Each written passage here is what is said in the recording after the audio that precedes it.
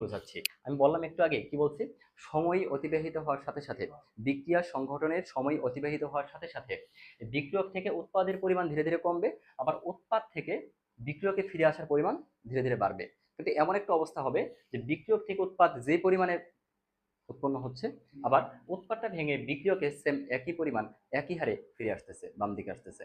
যদি এমন হয়, এই যে উদাহরণ দিয়েছিলাম, কি উদাহরণ দিয়েছিলাম বলো? যে রুমের ভিতরে ধরো 4 জন আছো, বাইরে আছে কি 4 জন, তাই না? আচ্ছা, তাহলে দেখো, ওকে ফাইন। তো রুমের ভিতরে আছো কতজন? 12 জন। এখন বাইরে আছো কতজন? 12 জন। এখন একটা কাজ যদি আমরা করি, যে এখন এখান থেকে তুমি একজন একজন বাইরে গেছো, আবার একজন করে আবার ভিতরে ঢুকতেছো এট দ্য সেম টাইম একই সময়ে কি হবে? একজন বাইরে যাচ্ছ, আবার একই সময় যদি একজন ভিতরে আসো, তো বাইরে থেকে কেউ যদি ভিজিটে আসে, তোমার শাইলা ম্যাম আসে, যদি দেখে যে রুমের ভিতরে অলওয়েজ 12 জন কনস্ট্যান্ট দেখতে পাবে, তাই না? এর মানে কি? অবশ্যই আদান প্রদান হচ্ছিল না, বাইরে বেলকনি থেকে রুমের ভিতরে বা রুম থেকে বেলকনিতে আদান প্রদান হচ্ছে, এক্সচেঞ্জ হচ্ছে।